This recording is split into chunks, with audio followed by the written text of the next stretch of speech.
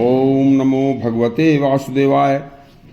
देखिए, माता पार्वती ने एक बार शंकर भगवान से अयोध्या में श्री राम के दिनचर्या और उनके रहन सहन की पूरी जानकारी लेने के लिए उनसे पूछा। यह एक अति दुर्लभ कथा है, इसे एक बार अवश्य सुनें।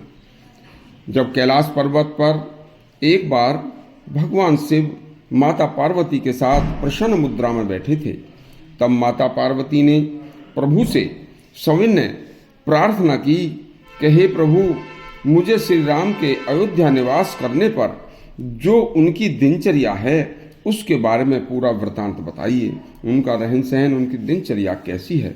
तब भगवान शिव ने कहा, हे कल्याणी, हे पार्वती, यह हमारे द्वारा जो आपको बताया गया वृतांत है, यह अत्यंत सुख देने वाला है, अत्यंत कल्याणकारी है।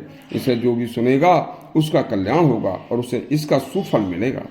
देखिए तो सुनो। पार्वती जी, भगवान श्री राम नित्य प्रति ब्रह्म मुहूर्त में उठकर शौच आदि कर्मों को करने के बाद पैदल ही सरयू में स्नान करने के लिए जाते हैं और वहाँ सरयू को प्रणाम कर स्नान के बाद नित्य विधि विधान से सभी कार्यों को करने के बाद ब्राह्मणों को, ऋषियों को गाय, आश्रम के लिए जमीन, भूमि तथा अन्न आदि का दान करते हैं तथा ब्राह्मणों व सन्यासियों की पूजा करके वह स्वर्ण जनित रथ पर बैठकर सूर्य की आभा के समान चमकते हुए अपने महल में प्रवेश करते हैं। वहाँ हाथ पैर धोने के लिए और आचमन के लिए सीता जी उन्हें जल देती हैं।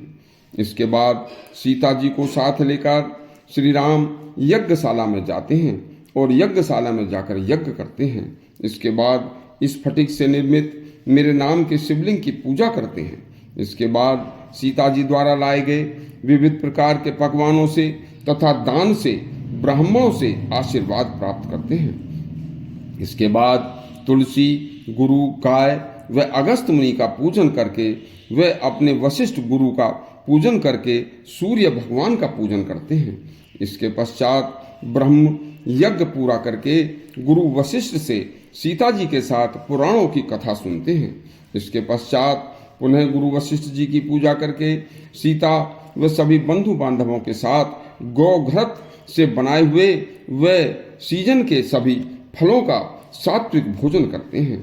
इसके बाद दिव्य वस्त्रों को धारण करके वे सर्वप्रथम अपनी माता के महल में जाकर माता को दंडवत प्रणाम करते हैं। इसके बाद राजा दशरथ को भी दंडवत प्रणाम करने के बाद उनकी आज्ञा लेकर राज कार्यों में लग जाते हैं। इसके बाद राज्यसभा में कुछ करते हैं, कुछ सुनते हैं और कुछ बताते हैं।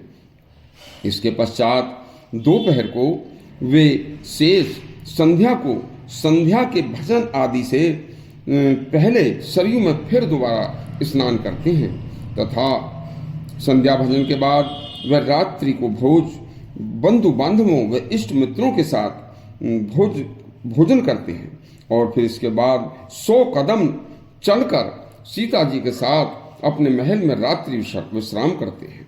हे पार्वती जी, श्री राम ने स्वर्ग में भी देवताओं की तरह अयोध्या को निवास किया है।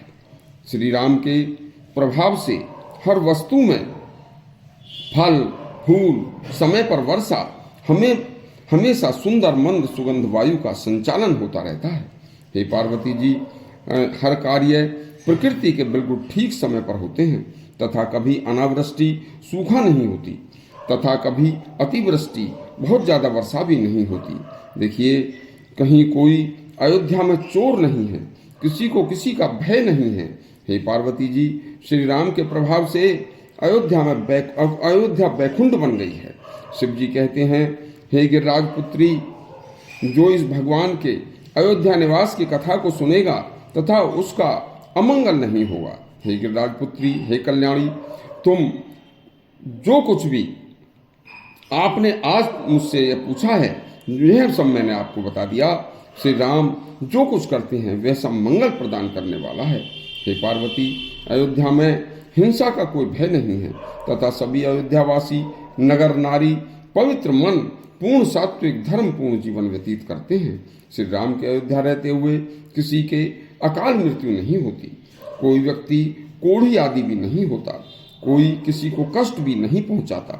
सभी मनुष्य व जीव जंतु हिंसा रहित प्रेम पूर्वक रहते हैं। यह कथा कल्याण करने वाली है, जो भी इसे सुनेगा उसका कल्याण होगा। इस तरह से यदि आपको यह वृतांत अच्छा लगा हो तो आप हमारे चैनल पर यदि नए हैं तो इसे सब्सक्राइब करें और बेल आइकन जरूर बताएं। यह वृतांत अति दुर्लभ और अति सुंदर कल्याणकारी है। धन्यवाद।